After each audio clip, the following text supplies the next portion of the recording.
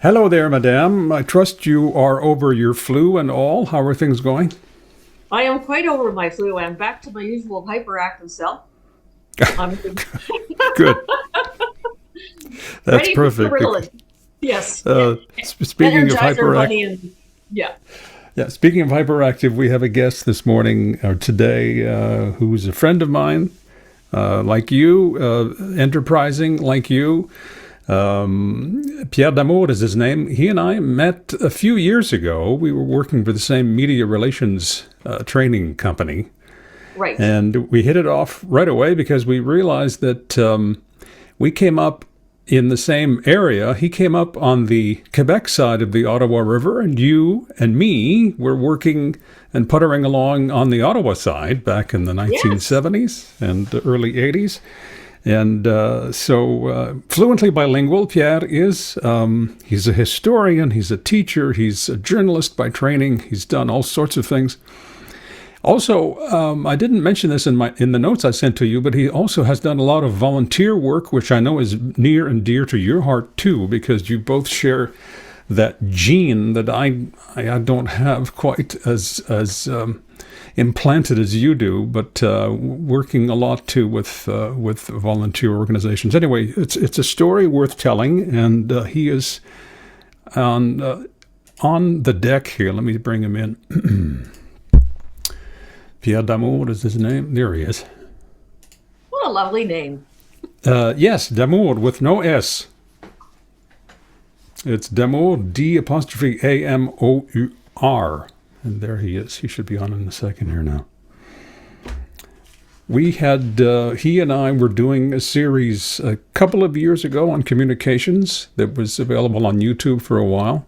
We worked together in media skills training in more recent months and years. And there he is from his stately manse in the Laval area overlooking. What a beautiful spot that is too. Pierre, good morning. Good morning, sir. And good Good. morning, Eramelinda. Bonjour, and I have to say it, mon amour. There you go. Bon, c'est fait. I, I got that out of my system. There we are. Madame, mes hommages. I was just introducing you, Pierre, and mentioning about how you and I had met a few years ago, but how we realized shortly after comparing notes that we came up on both sides, on our respective sides of the Ottawa River back in the day, right? True. Yes. And, And you started how and when? well, you're talking about our careers and not. Yes. You hmm were born up north, right? I was born in Northern Ontario. You were born in Quebec. Yep. You are considerably older than I am.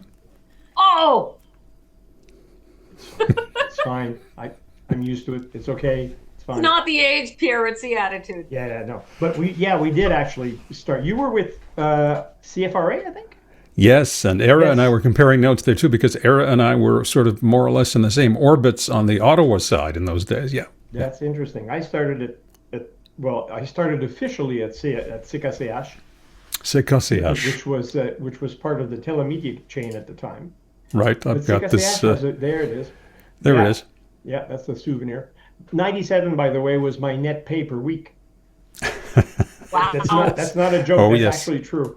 I remember Um, those days. Yeah, but yeah. CKCH is actually, and it's sad that it disappeared in that merger that saw Radio Mutuelle take over, because CKCH was actually the third or fourth French language station in the world.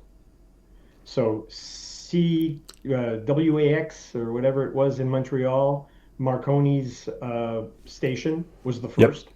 yep. Then something happened in Paris, and in 1933, CKCH was born, part of the Le Droit Oblat Fathers Empire, and a lot of big people from Radio Canada went through there. Henri Bergeron, who was the voice of Radio Canada for many years, Lionel Duval, Pierre Dufault, who invented the French lexicon for American football.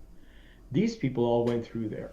And I had the privilege, although I didn't know it at the time, to work with two of the big people of latter day radio and television, Paul and Pierre Hood, because as students, they actually worked at CKCH. Paul was the morning man for weekends. What I did not know, and what none of us knew, is that he would drive in and then drive back out because he was a student at Polytechnique. And then Pierre came, and then eventually in the summers they would take over. I think that's the way it worked. They would take over the week. Paul would do 6 to 9. Pierre would do 9 to 12, and we had our own little name for it. We called it d'un oud à l'autre. So yeah, that started me. That was my first official gig. And CKCH was related to, of course, CKC at the time, right? Yes, CKC. Right. Okay. So a lot of those people, obviously, Raymond Saint-Pierre was our boss. Right. Who's the guy? And so why are there people looking at you? They're not looking at me. They're not looking at you? No. Is that you with the beard there, hunched over the desk? No. Oh, that's not you. This is actually this is where I realized that this is what I wanted to do with my life. This is the newsroom at Le Droit, the French language newspaper in the Ottawa area. That actually is Claude Tremblay, who's a good friend of mine. But this is taken kind of after I left because I wasn't a journalist there. I was so lucky, given my background and where I come from, to really get amazing student gigs. So I was an usher at the National Arts Center. Talk about getting your culture. And then I left there because a friend of mine was the secrétaire à la rédaction from 4 in the afternoon to 10:30. And this was a student job. So you were basically there to answer the phone before the night editor, and that's what Claude is. The night editor would come in. And this was the good old days of teletype machines. So we had a salle des machines, and every 20 minutes you'd get up and you'd cut off this stuff. So that was kind of cool. But I never actually saw the people who did the work until one day around, because there was a provincial election, and that's what that is. So everybody's huddled around televisions all over the place. And all of a sudden, si la tendance se maintient, Radio-Canada annonce que Bill Davis et les conservateurs vont, and all of a sudden this guy gets up, whom I don't know. Make beep, beep, beep, da, beep, beep, beep, da, beep. And he throws his notebook at them and says, "You sheep, you've elected these idiots again." And, walks out. And I'm like, who's he? And everybody just smiles. He was the editorialist in chief, Philippe Gagnon. And I thought, you can do this for a living? Mm-hmm. You can lose it and nobody's gonna fire you? This is so much fun. I gotta do this for a living. So that's you how trained. I started. So you learned your craft sur le tas. Basically, yeah. Okay, that's quite interesting. Yeah. So you had some skilled people. Again, Era and I were discussing this with somebody not too long ago too. So you had some skilled people teaching you how to write and do stuff right on the job. Teaching me how to write, yeah. Régis Bouchard, thank you. I will be forever in your debt because I didn't know how to write for radio. I didn't know how to write, period. And then this is the Parliamentary Press Gallery. So 2 years at CKCH, and from there off to I applied, and to my utter amazement, I was hired. And I was sent to Quebec City. I did 3 months of training on the Hill with the people from, this is Canadian Press, Broadcast News, Nouvelle Télé Radio.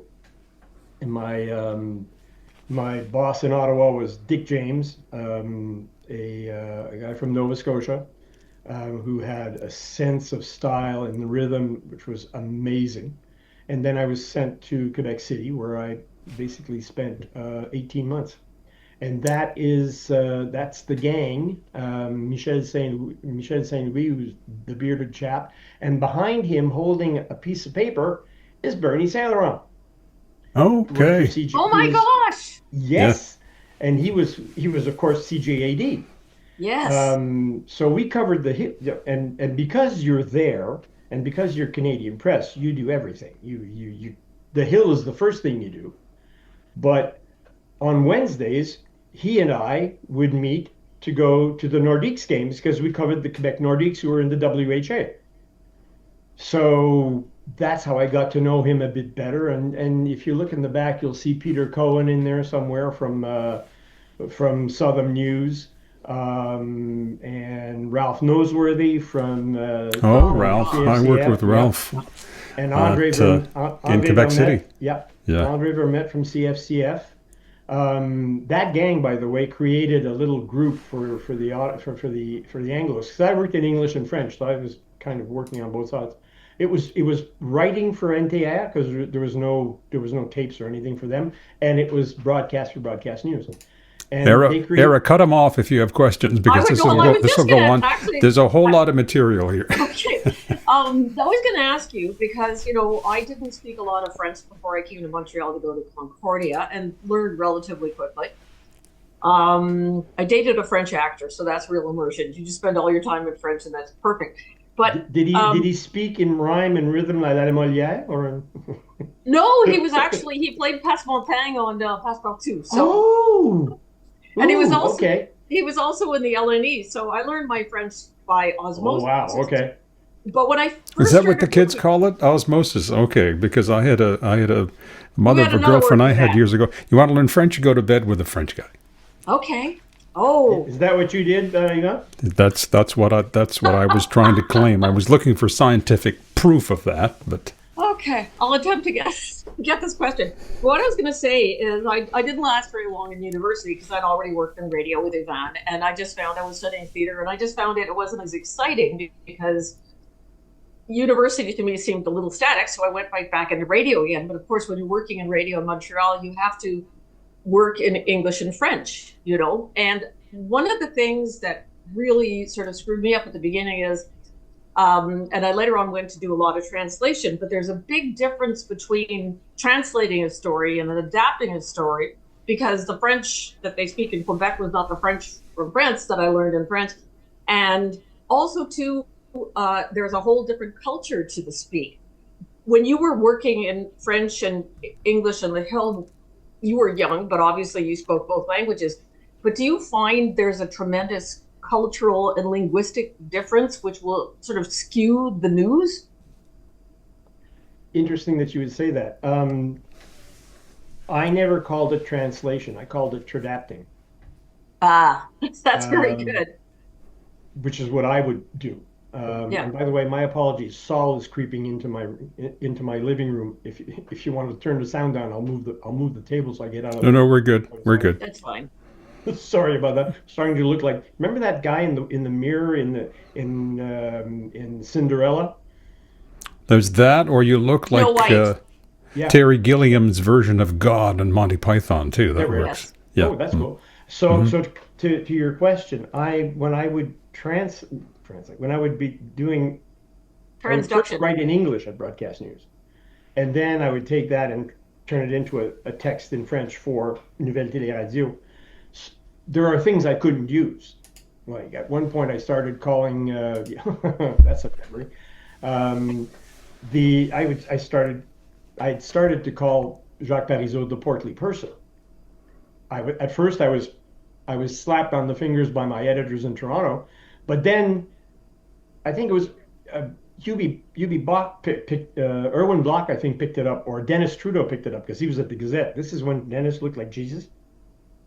And then they said, well, look, they're using my stuff, so I started doing it. Obviously, I couldn't call them that in the French stuff, so I had to find something else to use, and I can't remember what it was. But halfway through my stint there, National Film Board showed up. Florian Sauvageau, the dean of Laval's media department, journalist school, and Jacques Godbout, who's a film director and writer for the National Film Board, did a half-hour documentary that you can still get. You can still find it on the net, called Feu l'Objectivité, where they took a look at how the English press and the French press, the French media, at the National Assembly were covering. And they had, it's really interesting because the people on the job, the people in the front line, the Ubis, the Dennises, myself, the Archambaults, the Lisiane Gagnon, we would do our job professionally. Like we would do, the facts, just the facts, folks, and you'd put them in the right order. And yeah, there might be a little bit of editorializing, but not a whole lot. There were some exceptions. Um, uh, Trying to remember if it's, I think it's Bill Johnson of the Globe and Mail. He definitely had a mission. He was coming to save the Quebecers from themselves no matter what. So you had people, you had one of those, but then you also had on the other side, you had people like, um, trying to think, maybe Luc Picard at Le Devoir, but not as rabid. Right. But then it would go up, it would go up to the editors, and then the titles would, the titles would be put in or something, and all of a sudden it was a little different from that. So that's an interesting documentary because while we were doing our job, there was a political job going on upstairs, and I came away from that particular gig a little jaded by what I saw in the Yeah. English media, and I was, because you know the word job de bras comes to mind. I mean, it didn't in any way dampen my faith in who we are and what we do, but it sure made me step back, which is Right. how I ended up at the Canadian Labor Congress because Is this, what are we looking at here? so this is the biennial convention of the Canadian Labor Congress in 1978. And it was held in Winnipeg because at the time Winnipeg had the only convention center in Canada that could handle 2,000 delegates and 600 media. And I was helped by a whole slew of people. And one of the little cushy jobs I got to do is that our president, and you can see him standing there, Dennis McDermott at the time, former UAW president who Oh, became yeah. Hmm. of the Congress, decided that he wanted to create an award. Sound familiar? Create an award that he would give to Tommy Douglas and David Lewis, the Humanities Award. And I was Okay. tasked with writing the introduction that would be read by Bruno Gerussi, who you can see to the right of Mr. Oh McDermott. my holding God. the Oh, award. goodness. So I Wow. actually wrote for Bruno Gerussi. Wow, that was kind of cool. And the guy leaning down there is yours truly, making sure that nobody screws up. So that was kind of a highlight of my very brief CLC career.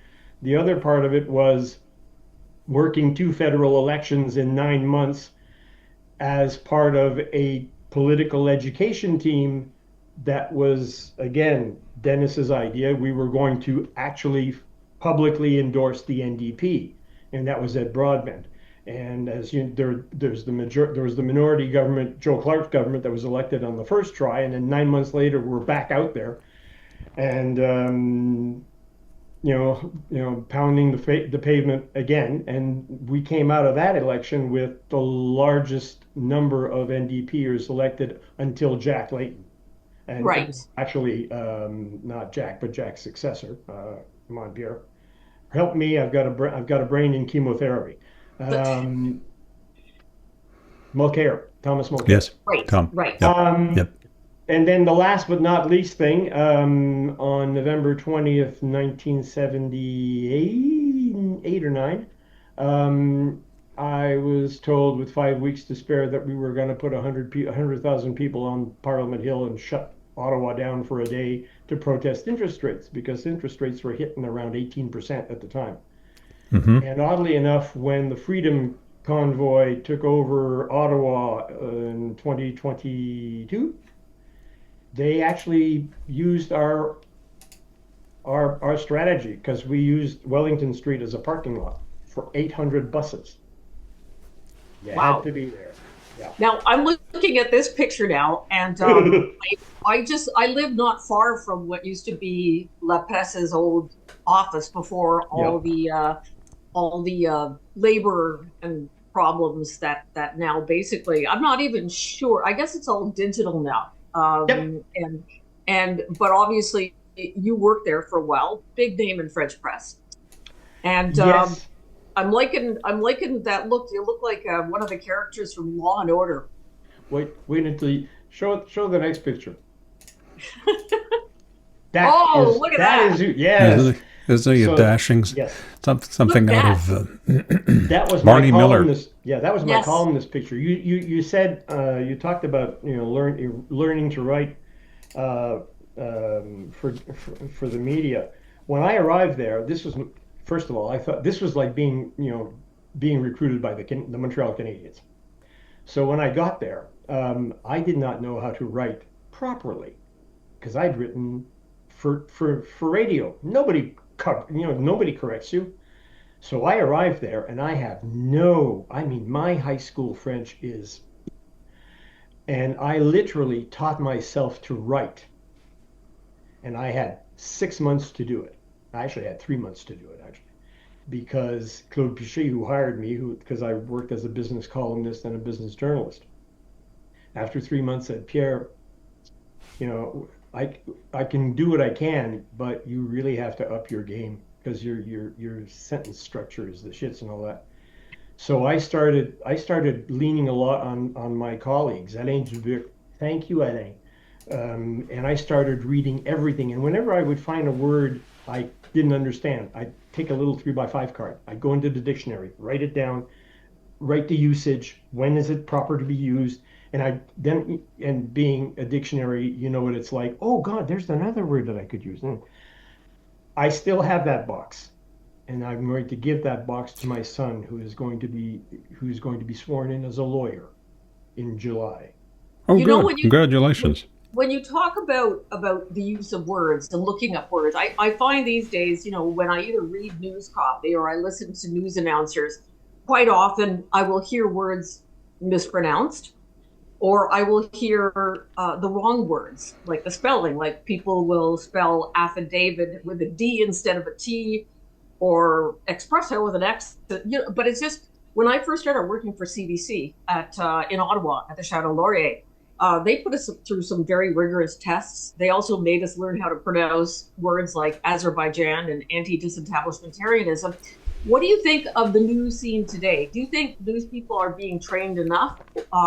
Because it's not enough just to go through university. In my generation, I'm going to sound old now, but in my generation, you usually got tested before they even let you on the air. My first experience, I was cleaning bathrooms and cleaning the teletype before I was even allowed to go on at midnights. Okay, a couple of things in that. Number one, when I was working for La Presse, for Canadian Press, all through my career, and I left journalism for the dark side officially in '94. People I worked with spoke of le métier, the craft. Today they talk about their career. It's a little different. It's a little different. I walked out of All the President's Men thinking, yeah, that's who we are. That's what I want to be. I don't know who they look up to today. I don't know who their ideals are, what their ideals are. But to me, that's the main difference with what I see today. The amount of time they have to do things is totally out of whack. I mean, things are, you have to be. I couldn't put anything on the page at La Presse unless I had three corroborating independent confirmations. Checked facts. And right. And I remember this one day when I came in, I did a big story about LG2, well, all the stuff at Tradition shutting down 3 months early because they were ahead of schedule. 4,000 construction workers are about to be unleashed 3 months early to come down south.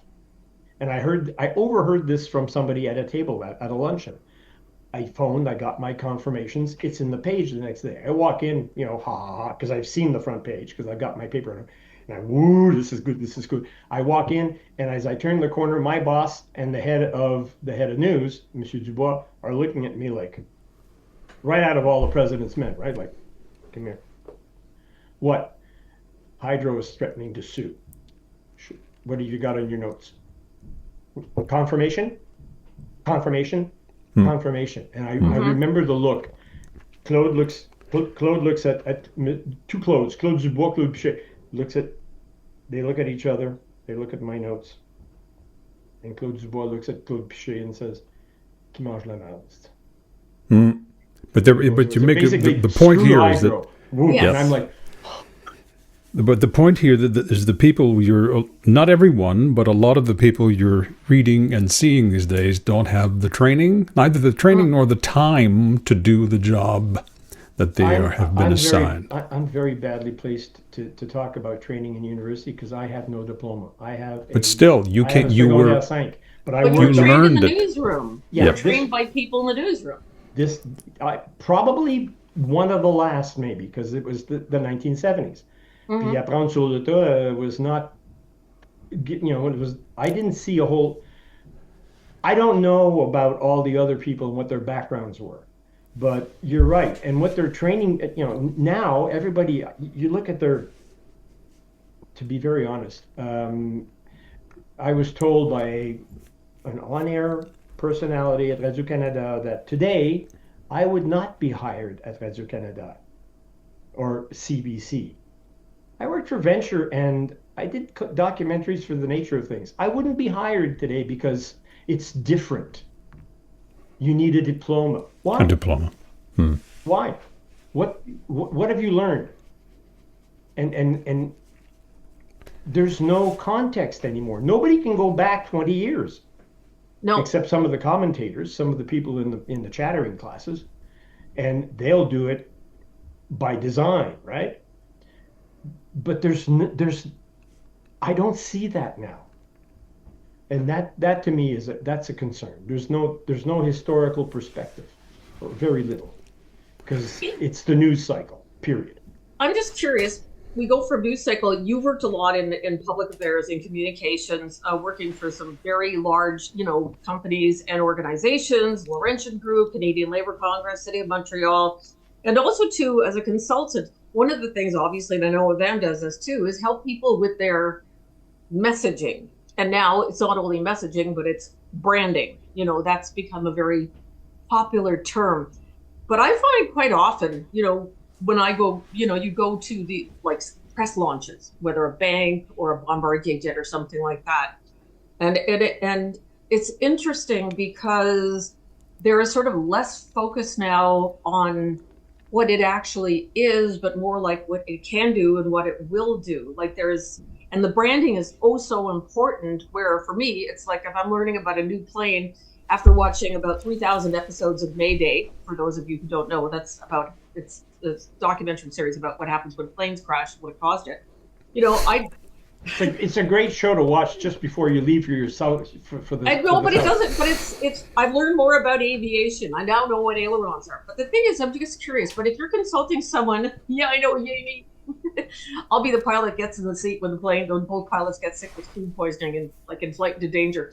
But what I'd like to ask is, as a consultant, and this is probably for both of you, but has it ever happened to you where someone is making a big presentation, and and they're going to be paying fairly well, but you look at this and you go like, oh my God, there's so much missing here. What do you do? Because a lot of times people in that position, and I've had that experience, they're sort of like, no, we've all talked about it, it's fine. But this is a specialty of Pierre's too, this coaching for presentations and the like. Well, first of all, I can't speak for all the professionals in public relations and in corporate communications. I can speak for what I did. I came from the other side, and in my day, so Canadian Labour Congress, it was the late 70s, and then in the early 90s, a lot of the people I was working with were former journalists. Luc Beauregard was a columnist at La Presse before he founded Mackay, whatever, and Beauregard, which became National. So we had an instinct for what the journalists, the reporters, were looking for. Yeah. And to me, it was about making that message. There are things they can say and they can't say, and I can understand that, because if CEOs and politicians say everything they know, they'll scare the bejesus out of us. And it's not going to be constructive. It's going to be counterproductive. So you want to get that message, or the kernel that has to be got out has to be formatted. Fine. But after that, it was about being authentic. One of the last people I coached at National, and then I think you were in on this too, was Marois Risky. I mean, there wasn't a whole lot of coaching to do. But she came in like, this is an angry young woman that comes into to that room. She left with a better understanding of how to channel that. I'm positive, because when she came in, she was going to skewer everybody and everything. But then watching herself working with us, and Yvan was part of that team, she, they would get she got the understanding that there's a bigger, there's a bigger impact here. So how do I channel that? And she's amazing, this lady. But there were several like that. There were people who came in, there's Hunter something or other, who became the first American CEO of Air Canada. He replaced Pierre D'Amour, if you remember. And this guy was from, I don't know, Arkansas, whatever. Hi there, how the hell are you? My name's Hunter. And really, so we were doing the scrum. And my first question to him was, why do we need a good old boy from the Bible Belt to come and tell us how to run our airline? Boom. Boom. And at the end of that session, he got up and came to me and shook my hand, looked me in the eye, and said, "You're a bastard, but I like you." But this is sort of what we did, like, hang on, get some perspective, but the best at it is the guy sitting at that other chair over there. Yvan is amazing. I've worked with you now more closely. It's been some 30 years for me, but yes, you and I worked together for a firm. We worked together for ourselves too, and this is what I was explaining when I introduced you earlier to Era, because I think we're the yin and the yang. So we've had a lot of fun. Of course, we could go on about this for quite some time, but I want to get into your hobbies too. Now you're into. Oh, careful. Okay, no.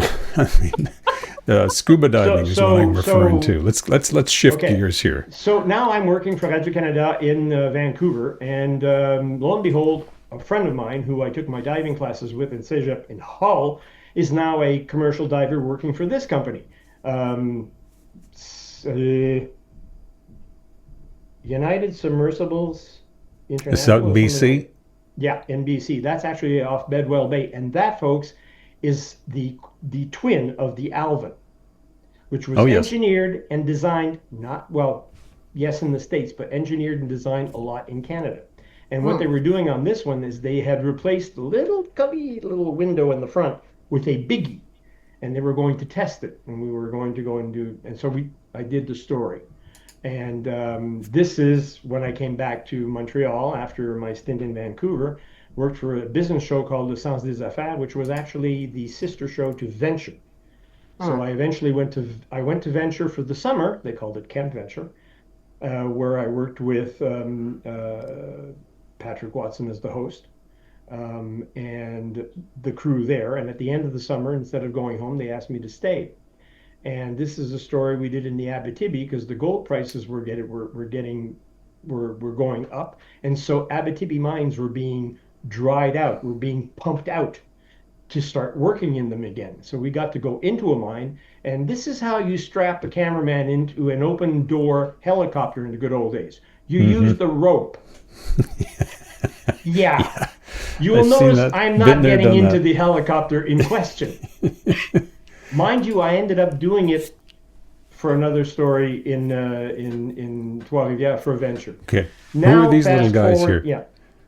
Fast forward to 1991, and I am on a 1-week research tour for various media. I was working I'm freelance by then. I'd left Radio-Canada, and I was working for Reader's Digest, Canadian Geographic, and a couple of others.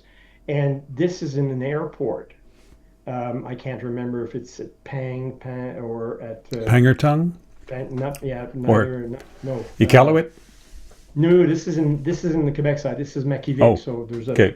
Poste à la Baleine or Kangersujuak, or I can't remember. She turns around and she's got these two little sitting. Oh, So I went to her and I good. said, "Would you mind?" And she said, "No, no, no, no, twins." Isn't that So Beautiful. gorgeous? cute. Yeah, but down the little group, so this is the beauty of the North, and then the stark reality was in front, because the group in front there, that was a kid who was going back to be tried for something he did while drunk. Mm. So you had Oh. both. So this is us getting ready to, at the time we didn't know it, be the first beaver to cross the Torngat Mountains. We didn't know that at the time. Our pilot was a 63-year-old guy. I can still remember him. There's no autopilot on one of these things. He's got his 2 feet going on the pedals. He's got the yoke in his knees. He's got a camera in one hand and a sandwich in the other. Oh my And he's God. taking pictures because he had to launch. Yeah, yeah, but hey, this guy was a test pilot in 1959 on the Beaver. Okay, and we landed in Nachvak Fjord, so that's our camp. The mountains that you saw there were the Mont Iberville and all that.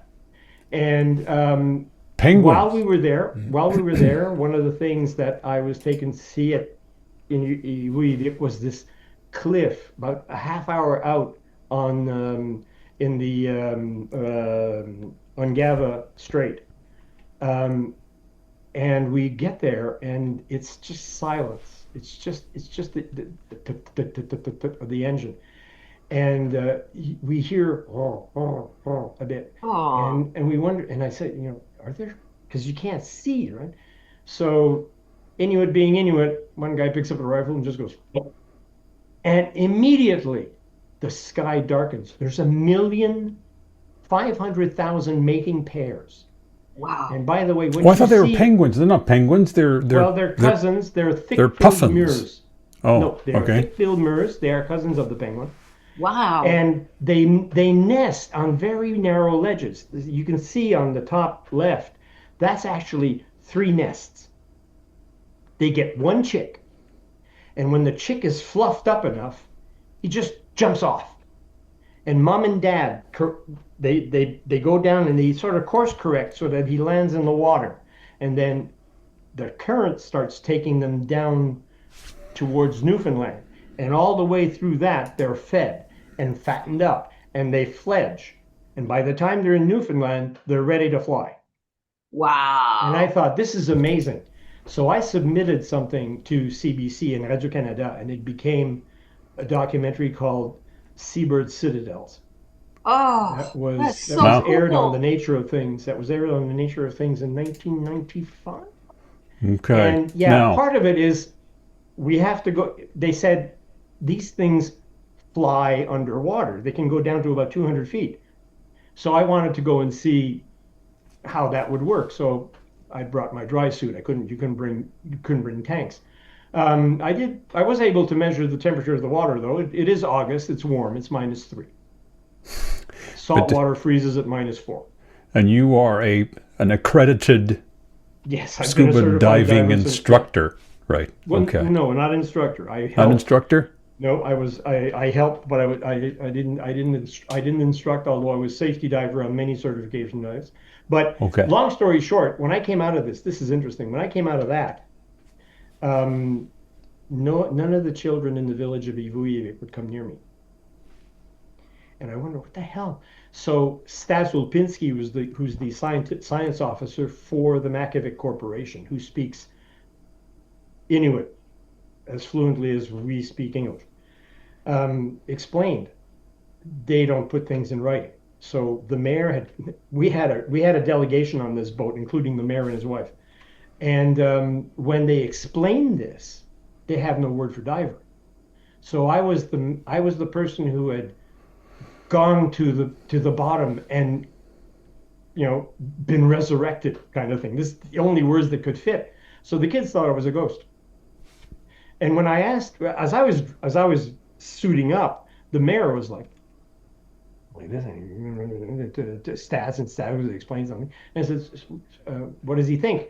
And Stas said, well, he gets the suit. He understands that. He gets the mask and the snorkel. He gets that. He doesn't get the weight belt.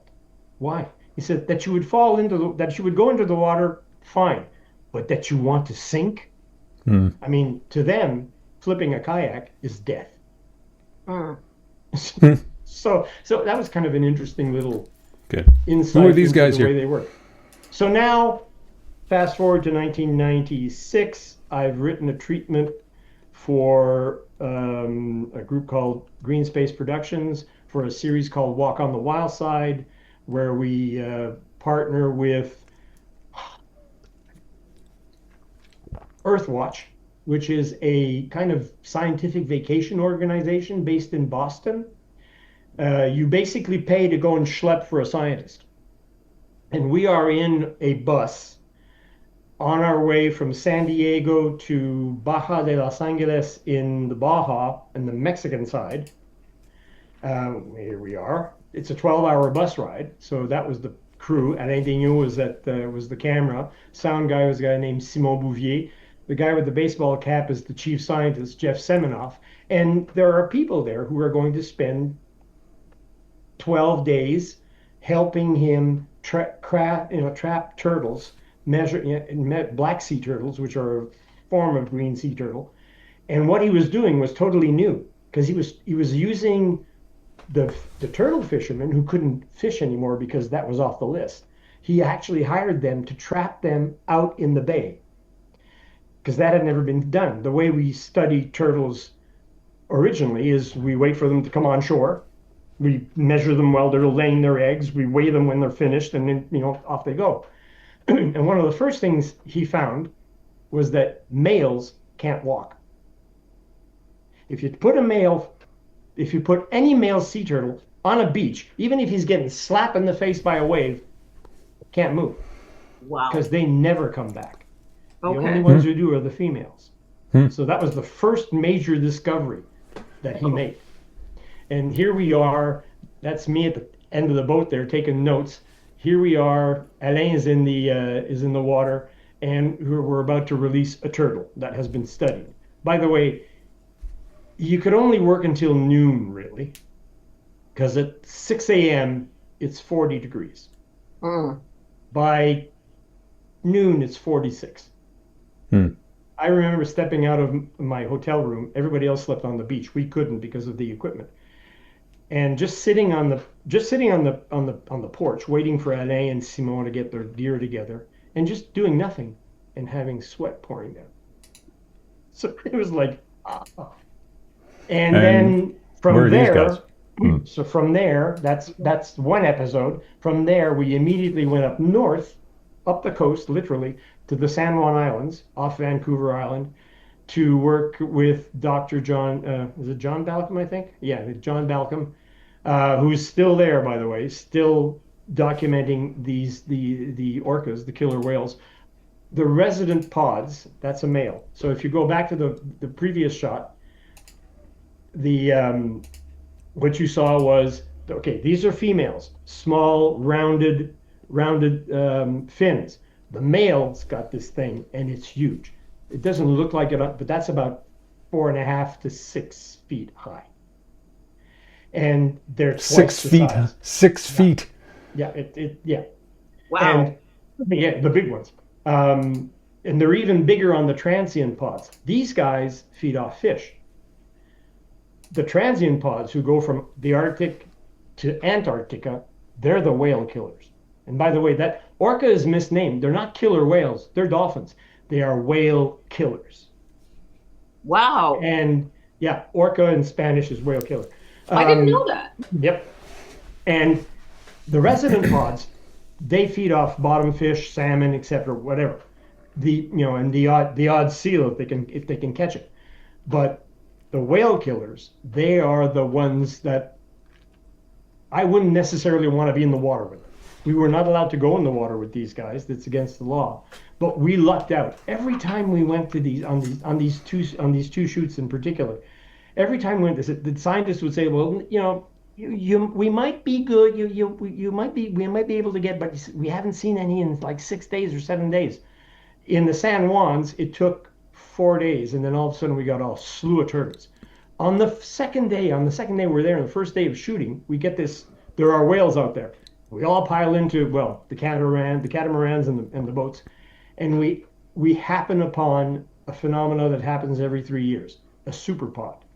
Because these pods are maternal, okay, like elephants, the female rules the roost. The boys have to be chucked out after a while, or else they're going to start wanting to mate with their sisters.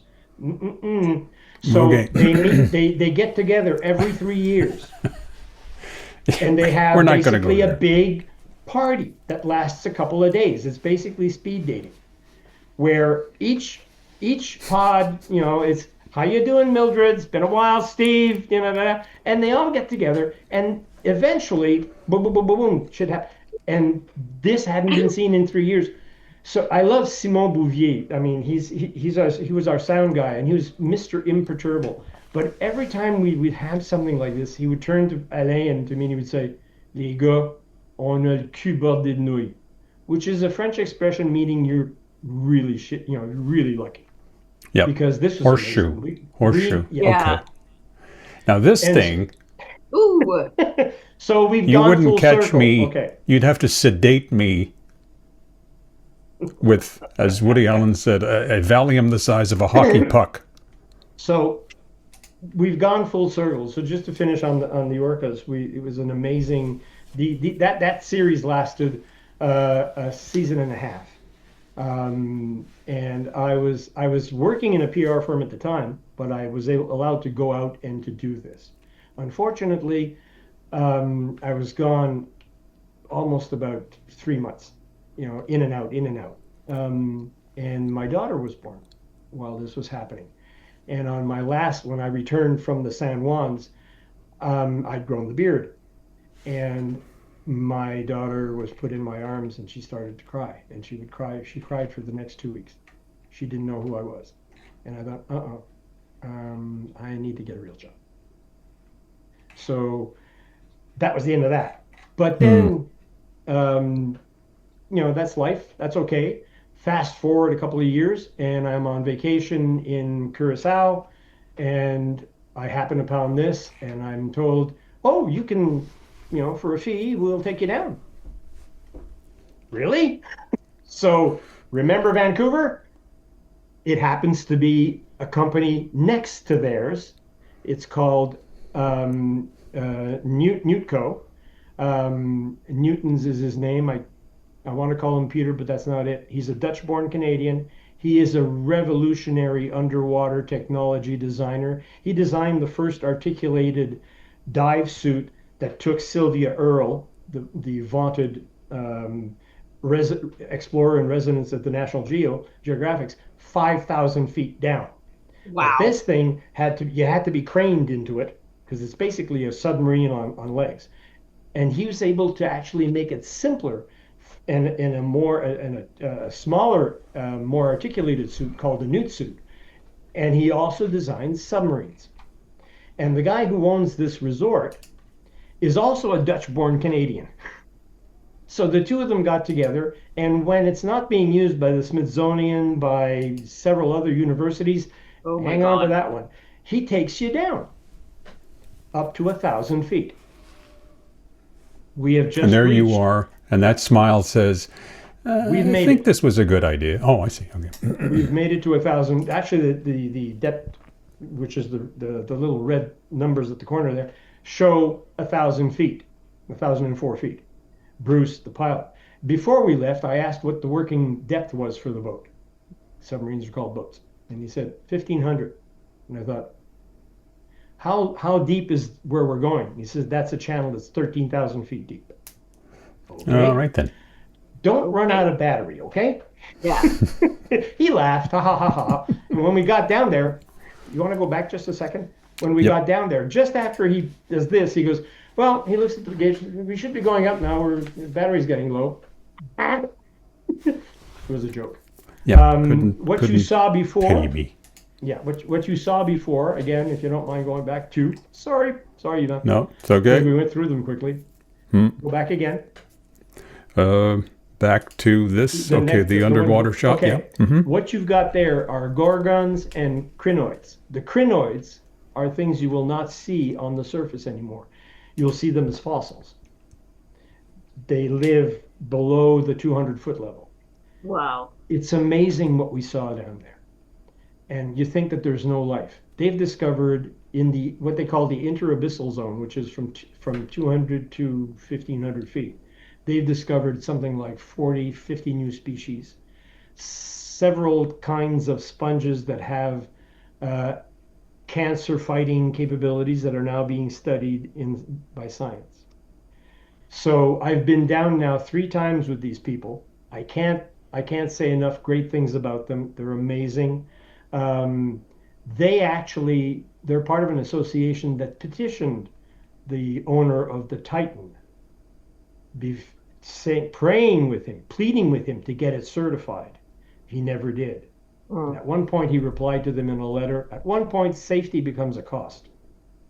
Gee. So now we know what the cost is. So This is be our assured last shot here. You'll never have a problem with these guys if you go. So Okay. push yourselves. Okay. You don't have to get dressed up for it. It's wonderful. And this is And our that- last yeah. diapo. Yeah. And that was my last dive down south before my diagnosis. Okay. But that's fine. I'm going to be okay. But I was celebrating. This is November, and I was celebrating my 70th anniversary. So Wow. on the last dive, the dive master comes down and he pulls something out of his BC, his buoyancy compensator vest, and he says, "Here," and he shows, "Do this." So I started unrolling it, having no idea what it says, and then I turn it around, it says, "Happy birthday." Aw. So boom, and there happened to be a turtle in the shot. And Oh. That's beautiful. That's everybody gorgeous. on the dive comes up to me and goes, it was weird. I'd never had a surprise party in 60 feet of water. Yeah. And Underwater. photobombed by a turtle. So I thought that was kind of cool. That's But, fabulous. There's so much more. And once we get Pierre to come out of his shell, I know. we'll try Sorry. to get more. We'll try to get more information from him. I know I it's, think it's like I think he's a series, not just an interview. I'm like, honestly, Funny you should say that. Would you today- like to hear about him? dude, like, serious props. You are so interesting. You would not yeah. be There's a boring lot going first on date. there. Yeah. Yeah. Well, there's a great leveler, and it's your kids. Remember that picture of me with the mustache and all that? So I showed that picture. I have you save a couple of things. I saved one of the stories I'd done, but actually the first story I did for Venture, which was on superstores. And at the end, you have to do your stand-up, right? That's part of the thing. So I just put this thing on. Maria's 16, Alex is 26, and they're watching this. And Alex has seen a few, but she's never seen any. And I'm just looking at them and looking at them and looking at them. And at the end, and there's nothing, right? There's just. And at the end, I come on. For Venture, blah, blah, blah, blah. For Venture, I'm Pierre D'Amour. And then boom, off the Venture thing. And when that comes on, she just goes. And I thought, so? And she turns to me and with her beautiful 16-year-old voice says, "You had hair and a porno mustache." Okay. There you go. That was it. So, interesting? Really? Nah, I have hair and a porno mustache. That's who I am. On that note, Oh my God. it's good to see you, my friend. It's good to good to see you energetic and allumé. Et puis, j'espère que tu te sens bien. Ça va mieux. Ça va mieux. Le dernier traitement, my last chemo treatment will be in February. I'm doing well. The oncologist says that I've made it. Even the actuaries like me.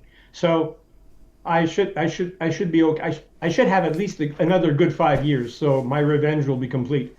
And yeah, anytime you feel like having a chat, let me know. Beautiful. And on te souhaite une bonne fin des choses, là, tout ça. Là. Yeah, and I never got it's to all- actually, and I never got to say to Eramelinda how I admire everything you're doing because God, you are a poster person for us people, us oldies. You are Oh. amazing. Merci, merci. A lot of energy. Merci, prof.